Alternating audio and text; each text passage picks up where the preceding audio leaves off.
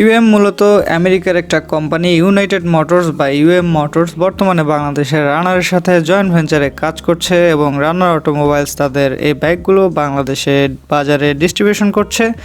তো আজকে আমরা ইউএম এক্সট্রেড 150 এই বাইকটি সম্পর্কে জানবো বন্ধুরা। চলুন এই বাইকটির ভালো মন্দ কিছু দিয়ে স্পেসিফিকেশন নিয়ে কথা বলবো। তো চলুন কথা না বাড়িয়ে ভিডিওটি শুরু করি। আর শুরু করার আগে যে বাইক লাভারগুলো এখনও চ্যানেলটিকে সাবস্ক্রাইব করেননি তারা অবশ্যই সাবস্ক্রাইব করবেন এবং পাশে থাকা বেল আইকনটি প্রেস করবেন। আর যারা অলরেডি সাবস্ক্রাইব করেছেন তাদেরকে থ্যাংক ইউ সো মাচ।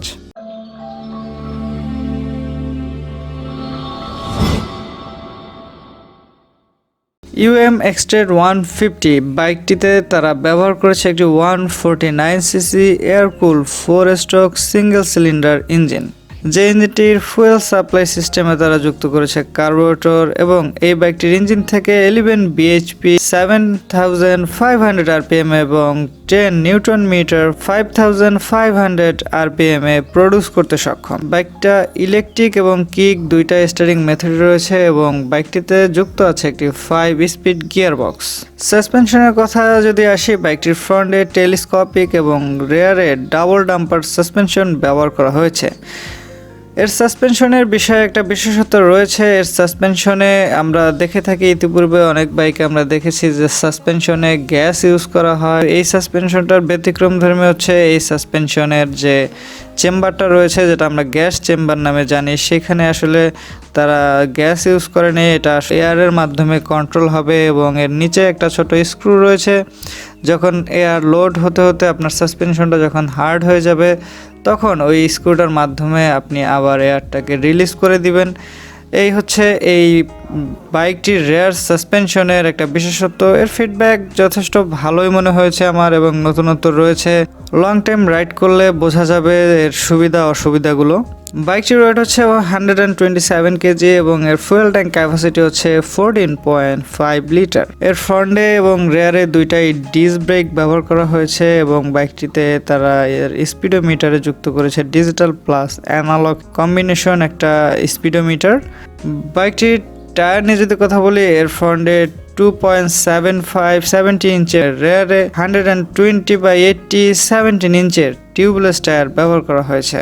বাইকটির সিট হাইট হচ্ছে 800 মিলিমিটার। বাইকটার সৌন্দর্য বৃদ্ধির জন্য বাইকটার ফুয়েল ট্যাঙ্কের পাশে এলইডি ডিআরএল যুক্ত রয়েছে। বাইকটা যখন আপনি রাইড করবেন রাতের বেলা এর পার্কিংয়ের সাথে যখন পার্কিংটা আপনি অন করবেন তখন এর সাথে সাথে এর ফুয়েল ট্যাঙ্কের এলইডি ডিআরএল লাইটগুলো জ্বলবে, যেটা বাইকটার সৌন্দর্য রাতের বেলা আরও বেশি ফুটিয়ে তুলতে সক্ষম হবে। ভালো মন্দ দিক প্রত্যেকটা বাইকেরই রয়েছে, তারই ধারাবাহিকতা ইউএম এক্সট্রেড বাইকটিরও রয়েছে কিছু ভালো এবং মন্দ দিক। সেই দিকগুলো নিয়ে কথা বলবো। প্রথমে বাইকটির কিছু ভালো দিক নিয়ে কথা বলবো। ভালো দিকের শুরুতেই বলবো বাইকটার বিল্ড কোয়ালিটি সম্পর্কে। ইউএম এক্সট্রেড 150 বাইকটার বিল্ড কোয়ালিটি কম্পেয়ার যদি করি এর সেগমেন্টের অন্যান্য বাইকগুলোর সাথে, এর বিল্ড কোয়ালিটি আমার কাছে ভালো মনে হয়েছে। এর যে প্রাইস রেঞ্জ রয়েছে এবং এই বাইকটার যে এই যে সেগমেন্ট যে রয়েছে, এর 150 সেগমেন্টের অন্যান্য যে বাইকগুলো অ্যাভেলেবেল রয়েছে, ওভারঅল কম্পেয়ার করলে তাদের মধ্যে এই বাইকটার বিল্ড কোয়ালিটি আমার কাছে ভালোই মনে হয়েছে। সেকেন্ড অপশন বলবো বাইকটার রেয়ার সাসপেনশন। বাইকটার রেয়ার সাসপেনশন আমি ইতিপূর্বে বলেছি, এর রেয়ার সাসপেনশন হচ্ছে ডাবল ডাম্পার টাইপের এবং রেয়ার সাসপেনশনের পদ্ধতিটাও আমি ইতিপূর্বে বলেছি যে এটা আসলে কোনো গ্যাস চার্জ না, এটা হচ্ছে এয়ার আস্তে আস্তে আপনার বাইকটা যখন চলবে এবং আপনার সাসপেনশনটা যখন কাজ করবে, ভিতর এর সাসপেনশনের সাথে যে চেম্বারটা রয়েছে সেটা আস্তে আস্তে এয়ার দ্বারা ফুল হয়ে যাবে এবং একটা সময় এর সাসপেনশনটা কিছুটা হার্ড হয়ে যাবে, তখন আবার আপনি চাইলে এর এয়ারটা রিলিজ করে দিতে পারবেন। এর রেয়ার সাসপেনশনটা আসলে এভাবেই এর বিশেষত্বটা তৈরি করা হয়েছে, যদিও এর ফিডব্যাক ভালো করার জন্যই হয়তো বা নতুন এই টেকনোলজিটা তারা নিয়ে এসেছে। এর রেয়ার সাসপেনশন নিয়ে আসলে অনেকেই আমি দেখেছি দু একজন বাইকার যারা এই পদ্ধতিটা জানেন না, তারা অনেকেই চিন্তা করেন কিছুদিন পরে যখন সাসপেনশন হার্ড হয়ে যায় অনেকেই আসলে ভয় পেয়ে যান। আসলে ভয় পাওয়ার কিছুই নেই। এর যে প্রেয়ার সাসপেনশনটা রয়েছে তার নিচে দেখবেন যে আপনি একটা ছোট স্ক্রু রয়েছে যেটার মাধ্যমে এর এয়ারটা রিলিজ করে দেওয়া যায়। পরবর্তীতে বলবো এর ব্যাকলাইটের ডিজাইন এবং এর টার্ন ল্যাম্পগুলো এলইডি ল্যাম্প ব্যবহার করা হয়েছে এবং বাইকটার ফুয়েল ট্যাঙ্কের পাশেও তারা এলইডি ডিআরএল যুক্ত করেছে। সব কিছু মিলিয়ে এই বাইকটির যখন পেছন দিক থেকে আপনি দেখবেন খুব সুন্দর একটা নেকেড স্পোর্টস এবং এগ্রেসিভ একটা লুকিং এই বাইকটার ব্যাকলাইটটা আমি মনে করি বেশ সুন্দর এবং টার্ন ল্যাম্পগুলো এলইডি ব্যবহার করেছে এবং বাইকটার ফুয়েল ট্যাঙ্কের পাশেও এলইডি ডিআরএল যুক্ত রয়েছে। সর্বশেষ বলবো বাইকটার ইউনিক ডিজাইন।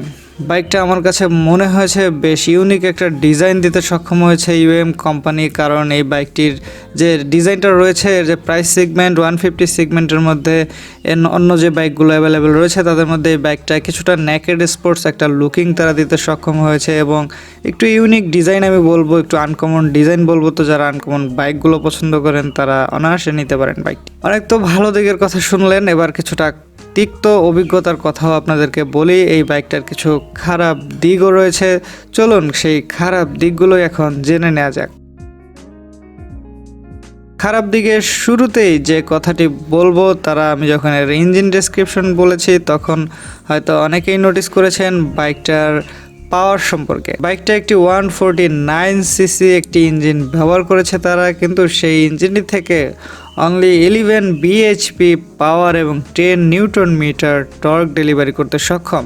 আমরা জেনে থাকি বাংলাদেশের অনেক 125 সেগমেন্টের বাইকেও কিন্তু এই পাওয়ার এবং টর্ক প্রডিউস করতে সক্ষম, সেখানে একটি 150 সিসি বাইকে মাত্র 11 বিএইচপি এবং 10 নিউটন মিটার পাওয়ার টর্ক প্রডিউস আমি মনে করি কিছুটা কম।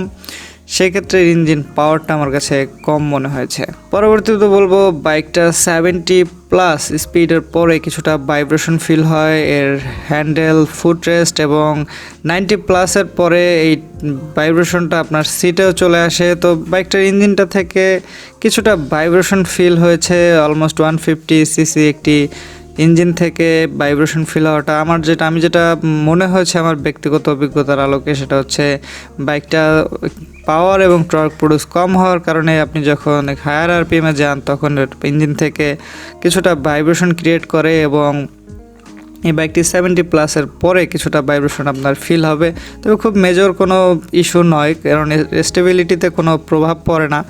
এই বাইকটির স্টেবিলিটি যথেষ্ট ভালো, কিন্তু এই বাইকটির ভাইব্রেশন কিছুটা ফিল হয় 70+এর পর থেকে।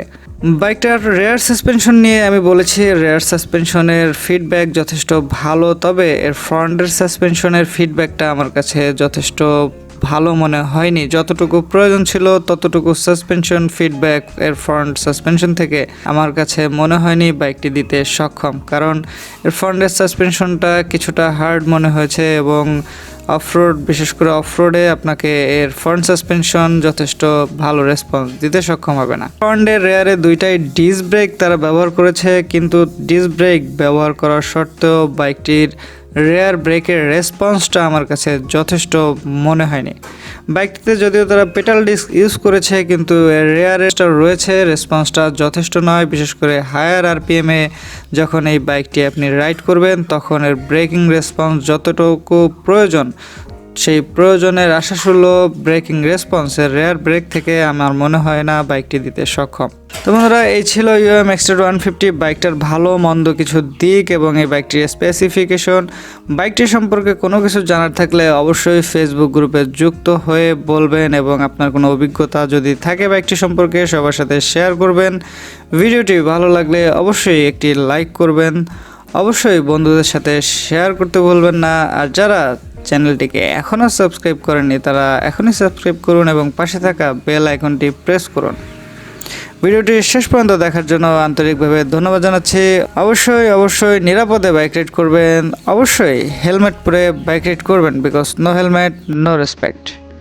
Best wish for every bike lovers. আল্লাহ হাফেজ।